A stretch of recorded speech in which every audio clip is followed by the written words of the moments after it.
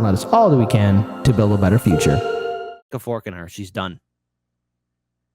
Stick a fork in Marianne Williamson's campaign. She is done. It's over. Finite. Bye-bye. No longer relevant. Get out of here.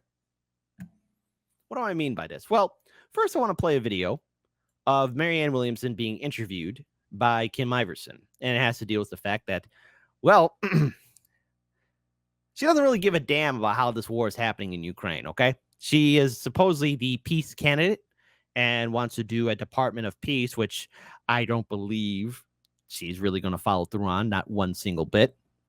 But we cannot forget all the people that propped her up as the next Bernie Sanders 2.0. And look, I'm not going to tell all of you how to vote, okay? I won't. But seriously, don't waste your time voting Democrat or Republican. That's just my point of view. I'm going to vote independent third party because I believe that the two-party system is inherently corrupt and has shown itself to be inherently corrupt. The same people who donate to Democrats donate to Republicans. Same people who donate to Republicans donate to Democrats. And I understand we have Democratic viewers and Republican viewers, and I encourage all of you to be involved in the movement of breaking away from the two-party system, building movements and organizations not connected to Washington, D.C., because Marianne Williamson, just like Biden, and yes, even just like Bernie Sanders, shows you that the DNC is never serious about peace. So let's pull up this video here. It's an outstanding interview from Kim Iverson, but this interview should show all of you that she's not sincere about peace. Not one single bit. What is your stance on the Russia-Ukraine war? I know you've said we should fund more or give more weapons to Ukraine. Where are you at with this crisis today? There are people who seem to think that if you know how to put the word proxy in the same sentence as the word war, that you have it all figured out. Well, I don't think it's quite that simple. Actually, again, Marianne, look, this war could have been avoided. This war could have been stopped at any point in time. And here you are talking about putting in more weapons, more money. The American people need that money. People of Flint, Michigan are still drinking, still have their lead water. They still have lead in their water. What about the people of East Palestine, Ohio? That train derailment. Their community is still being impacted by that. Hey, Chicago, being a major metropolitan city, we still have lead in our drinking water. Our entire country is dealing with environmental pollution by big industry. We have unchecked political corruption. We have bribery running afoot. Our infrastructure is falling apart. Where's the bailout for the American people, Marianne? There are many people who just use that phrase proxy war as though that's it. This is a complicated situation. Did the United States meddle? Yeah, we obviously did. Should we have put those Aegis missiles in Poland? Absolutely not. But a lot of that conversation on the left in America today leaves out any sense of agency for the Ukrainians, for the Latvians, for the Estonians, for the Lithuanians. Look at what Finland is doing. So the United States is instigating this conflict, and we are also putting in harm. Again, our policies are causing harm for other countries. Now, look, there's no such thing as a good person in this war right now. The only innocent people are the civilians, okay? And since this war has been going on, inflation worldwide has been impacting millions upon millions of people. People are struggling day in, day out just to make ends meet. This isn't a war about freedom versus tyranny. This is a war between oligarchs and sick politicians. Politicians are the same worldwide. They don't care about their people. You think you'd look more into that, Marianne? Maybe look more into your crystal ball. I know, not crystal. You know, your little orb. Look into that, and maybe you'll realize that, you know, things are a little bit messed up. Now, Finland was neutral for decades and has now joined NATO.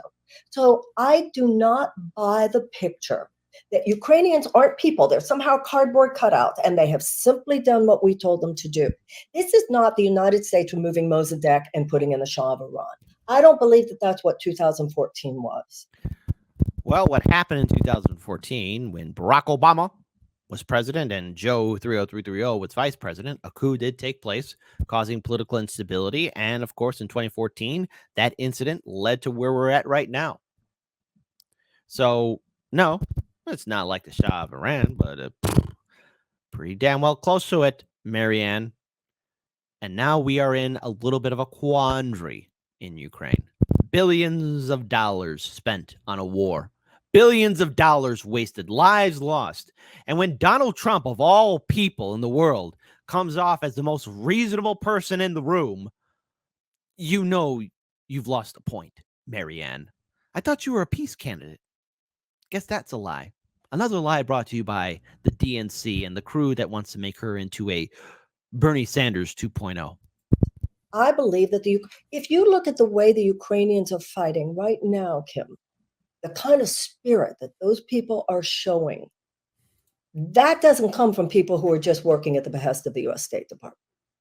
So and I also resent people saying like, they're the pro-peace candidate if they haven't figured out how we got here. No, excuse me, we all agree on how we got here. 85-90% of what you said, I would agree with. Okay, 85-95. So more or less you agree. Lady, come on. That's not how numbers work. You're just adding in your personal bias. She again, don't worry. I got a couple more treats to share with you because once again, Marianne's talking out of her wazoo. The point is, what are you going to do now? If somebody says, okay, we're going to completely withdraw any support right now, the last thing that would happen there is peace. There would be such a crushing war and a destruction of Ukraine. There has to be. Again, what makes you so certain? Again, look, Putin, he's not the overall bad guy. He is a bad guy. Do you hear that, Jordan? Cheriton? Let me finish, Jordan. But he was provoked. All right? Now, again, when those tanks were getting close to the Ukrainian border, those Russian tanks, what did our fantastic U.S. politicians do? They didn't call for peace. A lot of our Democratic Republican lawmakers called up their brokers, their investors, their third-party people who take care of their finances. And before the war started, they were making a huge financial killing, selling stocks and bonds associated with big oil and the military-industrial complex. So, gee, Marianne, maybe you should look more into yourself. Look into yourself. Do a little bit of soul searching. Do some meditation and some yoga. Because obviously, you're not paying attention to what's really happening. Be a diplomatic solution. Denmark, for instance, has now offered to do a summit. They've said it can't just be Ukrainian allies. It has to also be India, also be China, also be Brazil, all of which is realistic. Like I said, it's a multipolar world now. We should be supporting those diplomatic efforts, and I absolutely would. Right. But let's talk about diplomacy. I brought this up yesterday on RBN, post-duopoly show. The West sent Ukraine broken weapons. Oh, no, Marianne! What would you do different? Many donated systems have reportedly needed extensive repairs. And again, Trump comes off as the most reasonable person. I want people to stop dying. That's what Trump said. Weapons provided to Ukraine by the U.S. and its allies have either required fixing or had to be cannibalized for parts. The New York Times, and this is from RT because the New York Times is behind a paywall. This is also just to trigger the vote blue no matter who people. Kiev has also complained that equipment worth hundreds of millions of dollars and bought on contract has not yet been delivered. Remember when CBS did that documentary in 2022 about how a lot of weapons are being unaccounted for? And then CBS had to take it down? Type 1 if you remember that. Like, yeah, kid, I remember that. Type 2, like, oh, wait, what? What's going on? I'm hiding under a rock. As proof, the New York Times cited documents provided by Ukrainian officials on condition of anonymity. Oh, no, they can't be whistleblowers. Who are frustrated with the West, saying they had enough weapons for an offense against Russia. The Ukrainian attack, which began earlier this month, has resulted in a heavy loss of men and equipment without much to show for it. Up to 30% of Ukraine's arsenal is undergoing repairs at any given time, according to the outlet, while a lot of Western equipment arrives in poor or unusable condition. Say what? One case in point involved 33 American M109 howitzers donated by Italy. Mamma mia! According to Rome, the city, not Rome from RBN, they had been decommissioned years ago, but Ukraine asked them to be refurbished for use. An American contractor was paid $19.8 million to do repairs in January to deliver 13 of the guns, which arrived not suitable for combat missions, according to one Ukrainian document. Marianne, you didn't answer Kim's question. And I don't think you're ready for all the big stuff that's going to be coming your way. I think it's time to wrap up your campaign, Marianne. The American company offering its services had no prior intention to fulfill its obligations. Ukraine Defense Procurement Director Vladimir Pitsuko complained to the Pentagon in a February 3rd letter. Every single one of them worked when we delivered them. Matthew Herring, CEO of Tampa-based Ultra Defense Corporation. That's like the guy who works at Acme Products when Wile E. Coyote says, "Hey, your stuff ain't working right." No, it worked. It worked when we sent them.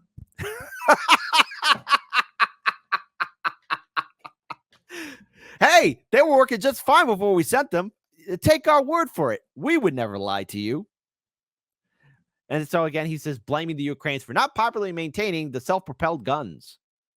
There were problems with U.S. Army supplied equipment as well, according to a report by the Pentagon's Inspector General. Last summer, an Army unit in Kuwait's Camp Afrin was ordered to send 29 Humvees to Ukraine, but only 3, oh my God, 3 were fit for combat.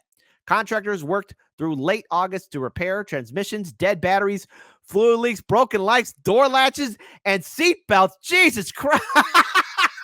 They sent them lemons. Oh, God. People are dying. People are dying. Marianne, you want to do more of this? What's wrong with you psychopath? But then again, it does fit the profile for Marianne Williamson because she's had a track record of abusing her staff. A lot of people have been talking about that. Hey, Kyle and Crystal, you're gonna call her out on that? Yeah, probably not. When the cars arrived in Poland, however, 25 of them had rotten tires, and it took another month to find enough replacements. Oh, geez. Oh my goodness, people are dying. People are dying. So, what can we take away from all of this? Well, I want to get this analysis, this recent update from our friends at the Vanguard. They got some words to say. Because apparently, once again, dear Marianne Williamson, she is losing another campaign manager. I love it. This is the time where we were really looking to see the Marianne Williamson campaign reach the next plateau, make some big moves, kind of elevate the guys, big moves. Okay. No problem, buddies. Campaign to a degree that we could feel really serious about. And I don't want to make any brash declarations. I want to give them their time to respond. But what I will say, given the information that I have now, which is what I've shared with you, Galvin and I are in the dark as anybody. We live in Kansas City, Missouri. We're not Washington. No, you shouldn't. You're not in the dark. You were there at the wedding. Come on. Don't be that foolish. Insiders. But it looks like Rosa Calderon is out. She was there to replace Peter Dow, who's also out. You lose 2 campaign managers within that short span of time. It doesn't matter pretty much what else you do when you're pulling at 6%. That's not the kind of... All right, listen, audience, homework assignment. I got 300 lovely people watching. Right now, someone should check on Kyle and Crystal because I don't think they're doing too good. You got to think of a campaign as like a locomotive. And you know how trains start and they are slow, but they pick up steam. If you stall, you have to start your steam again from the beginning. And then it's a slow moving thing. So yeah, here we are. We're giving you guys the update, the painful scoop. And that's our job here. So you didn't see it in Politico. You didn't see it on any other major show. You didn't see it on the front page of the New York Times. You heard it here on the Vanguard if you were one of the 221 motherfuckers listening. Don't call your audience that. Don't you ever call your audience that. You call them your lovelies, your mornings, your sunshines. They make you who you are. Don't call them MFers. Oh, never mind. So, it looks like that's the end. That's the end. It is the end of Marianne Williamson losing 2 campaign managers, polling at 6, 7, or 8%. Ooh. RFK Jr. enters a campaign, knocks you out. Cornell West enters a election cycle running as green, knocks you out. Well, you had your horse. Marianne had her moment in the sun, but it's now time for her to ascend to another level, and that is called being irrelevant.